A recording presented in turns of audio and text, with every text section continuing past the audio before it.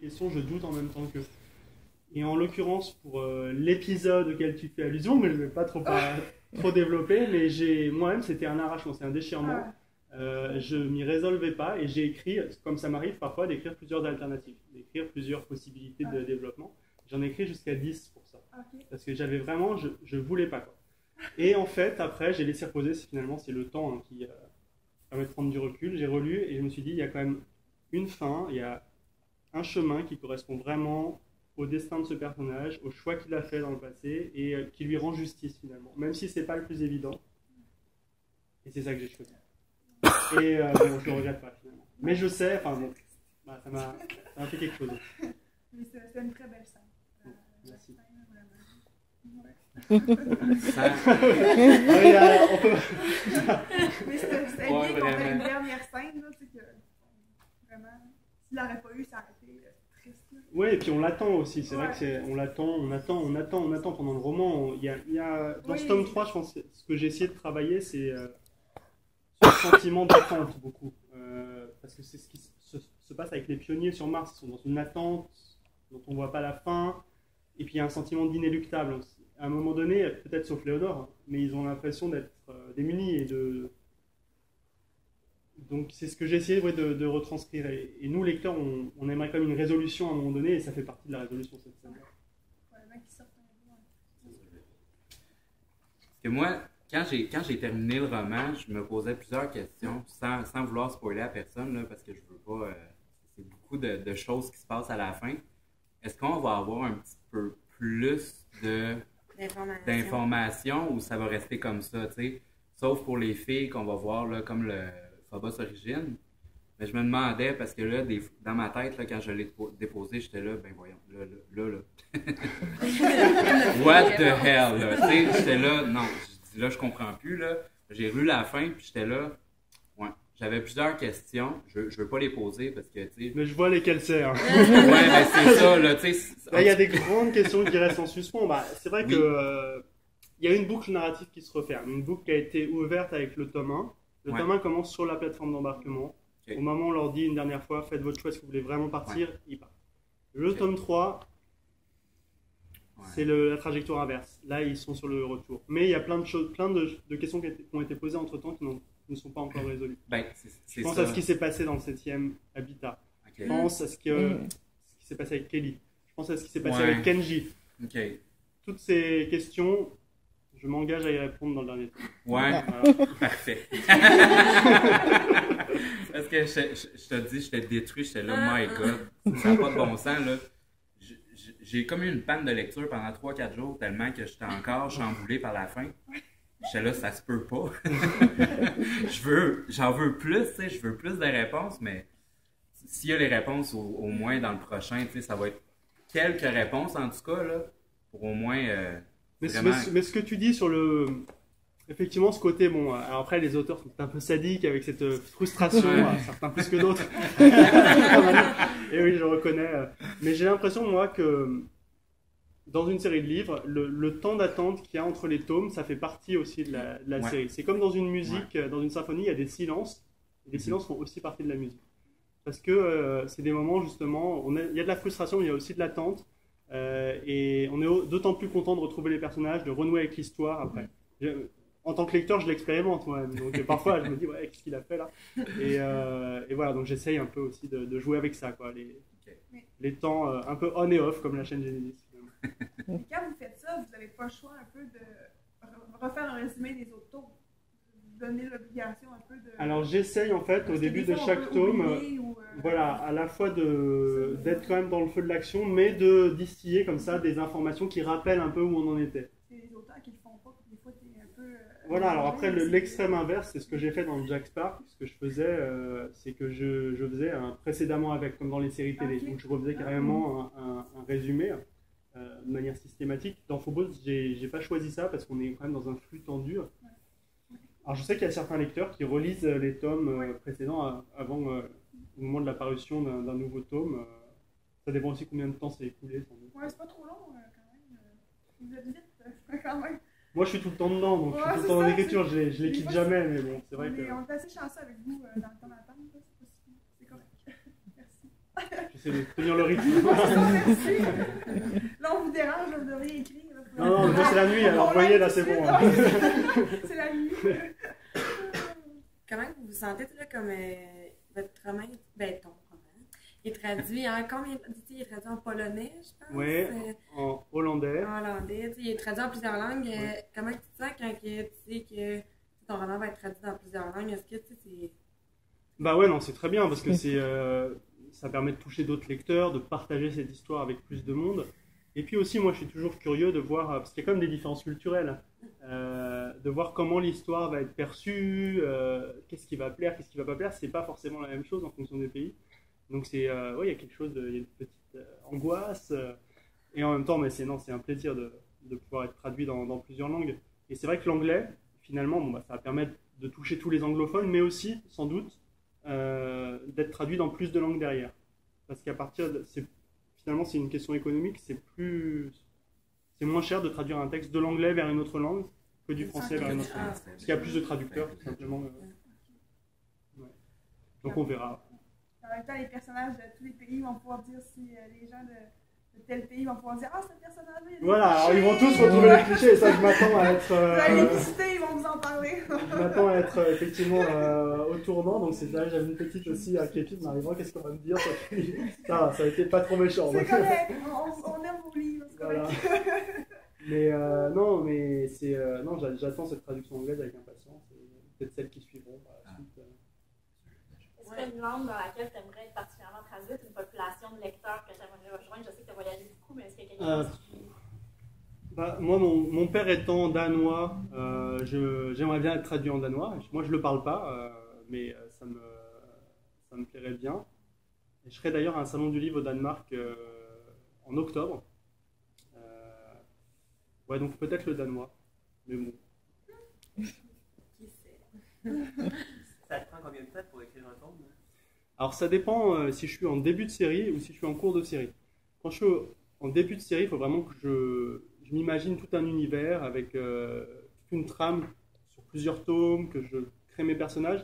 Donc généralement, j'ai 6 mois à 1 an de travail préparatoire, de recherche, de construction d'intrigue, et puis après 6 mois d'écriture.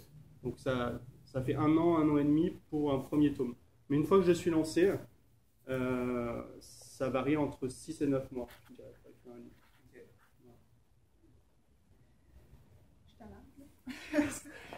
Alors, comment vous avez trouvé la solution qui va permettre aux gens de retourner?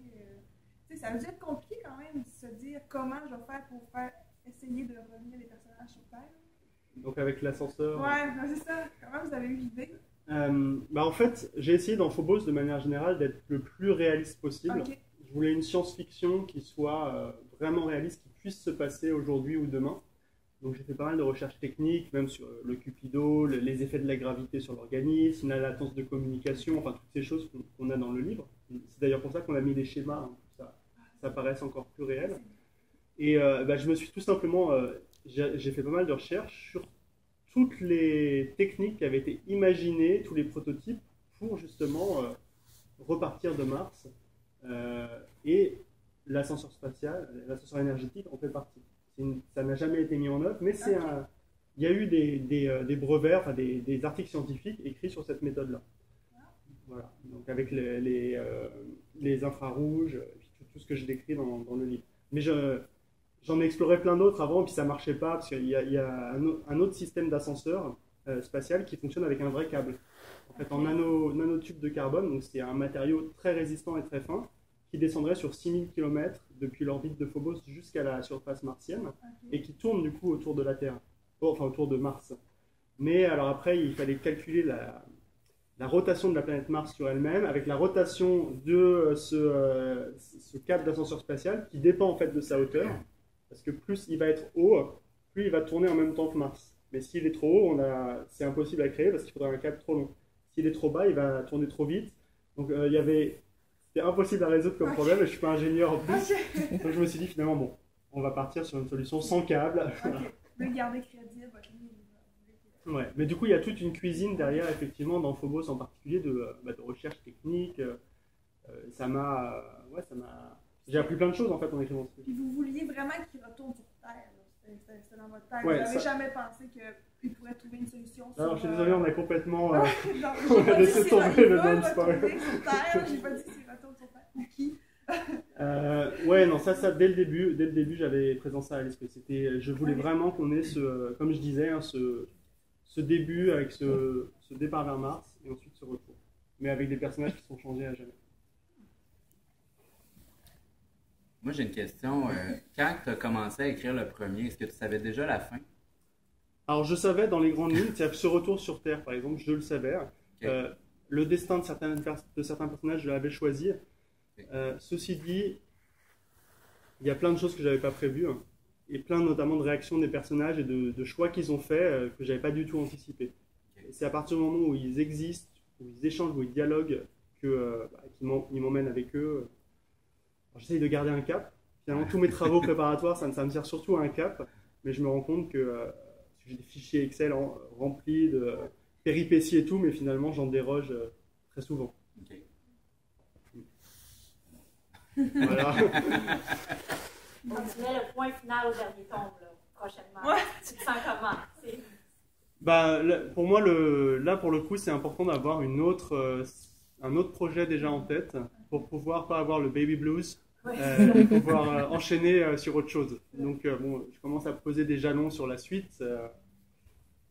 Voilà, je pense qu'il y aura un sentiment sans doute d'accomplissement aussi. C'est une belle aventure. Et puis après, il faut continuer. Est-ce que tu as d'autres idées de projet de vie? Oui, bah, là j'en ai trop. C'est toujours le problème pour moi, c'est que justement quand je me réveille et que je note mes bribes de rêve, ça me donne plein d'idées. Donc j'organise tout ça dans mon ordinateur, dans des fichiers, mais après il faut que je choisisse. Du coup, je donne la priorité. Et je me dis, mais quelle est l'histoire qui me tient le plus à cœur? Celle je ne pourrais pas continuer de vivre si je ne l'écris pas pratiquement. Et c'est les questions qu'il faut que je me pose. Et c'est toujours assez douloureux. Parce que je suis un peu comme Léonore finalement. C'est-à-dire qu'en surface, j'essaye de montrer, je suis sûr de moi, la machine à certitude, mais en fait, je doute beaucoup.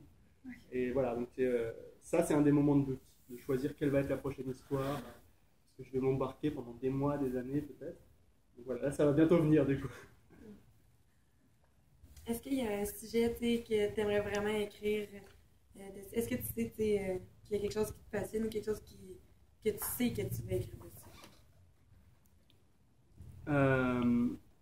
Oui, mais alors là, vraiment, je veux surtout pas dévoiler mes cartes. Qu'est-ce que je pourrais dire? Moi, il y a des auteurs dans l'histoire de la littérature que j'admire particulièrement.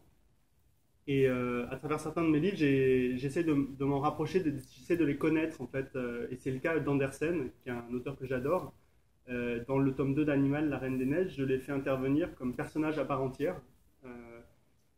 Et ça m'a permis, finalement, j'ai beaucoup lu sur lui, sur sa biographie, et j'ai l'impression de l'avoir presque rencontré à travers cette expérience d'écriture. Et c'est sans doute un de mes meilleurs souvenirs d'écriture, d'avoir fait cette rencontre avec Andersen à travers un roman. Et j'ai le projet de refaire ça avec un autre auteur, pour un autre roman, et je ne dirais pas qui. Secret. Voilà. Moi, j'aimerais savoir, Oui. est-ce qu'Harmonie va avoir encore une place? Oui, tout à fait.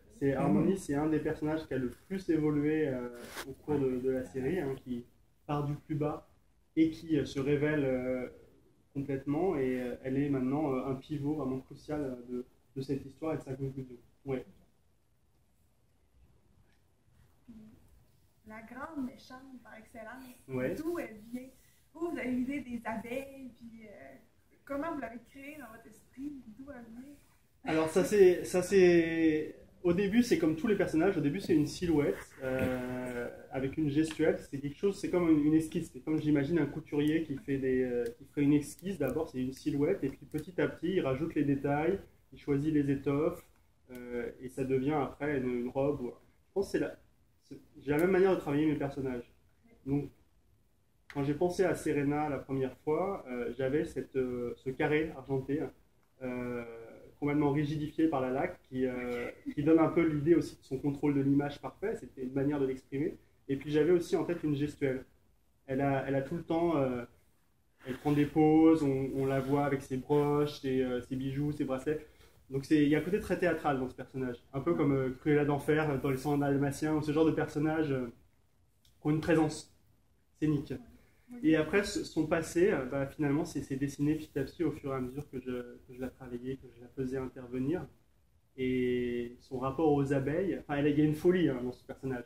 C'est ça ce qui est intéressant, c'est qu'elle paraît complètement dans le contrôle en surface, mais en fait, on se rend compte petit à petit, au début, on pense qu'elle est motivée par l'argent et tout, puis après, on se rend compte au fil des tomes qu'il y a autre chose, quoi. Elle a une folie mégalomaniaque. Et elle se prend vraiment pour la reine des abeilles. Non, mais bravo, au milieu du tome 3, là, j'avais le goût de jeter mon livre en poubelle. J'étais là. Mais là, c'est vrai que parce que souvent les méchants, on essaye de leur expliquer le passé, pourquoi ils sont comme ça. Et là, c'était un parti pris dans ce livre. Je voulais pas rentrer là-dedans, je voulais un personnage qui soit à fond, quoi.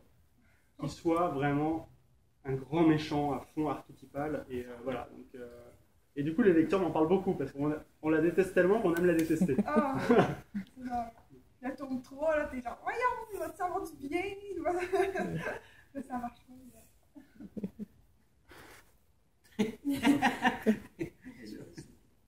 Mais oui, ce que j'ai aimé du tome 3, c'est que tout au long de ma lecture, je me disais, on se doute pas du tout de ce qui va arriver.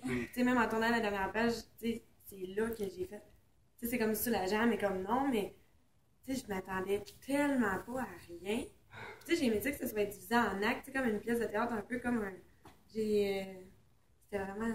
Moi, je le dis dans mes articles, là, genre, vous êtes un poète. Vous jouez avec les mots, puis ce que vous faites avec, ça se transforme, puis c'est vraiment un style d'écriture qui m'a vraiment projeté vers les étoiles. C'est bien dire. Vous êtes vraiment un poète, là, puis je le dis tout.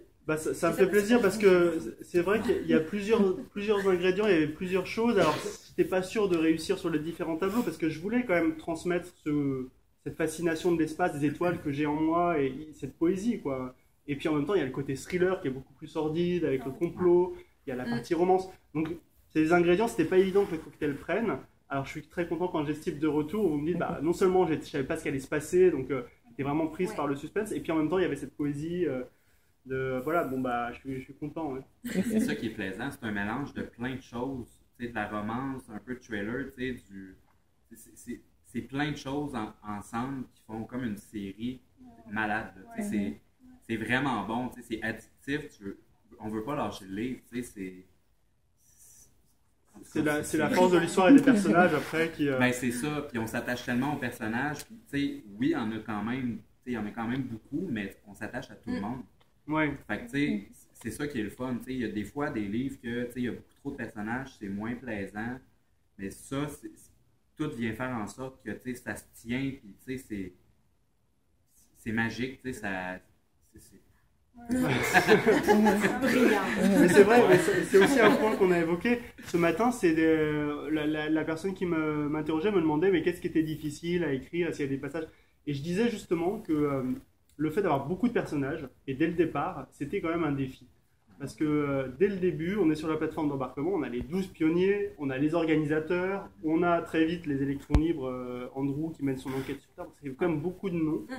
Et il fallait que le lecteur ne soit pas perdu, qu'il s'y retrouve. Donc là, au niveau de technique de narration, je me suis dit, je vais me focaliser sur un détail sur chaque personnage. Au début, c'est un peu ce système de silhouette.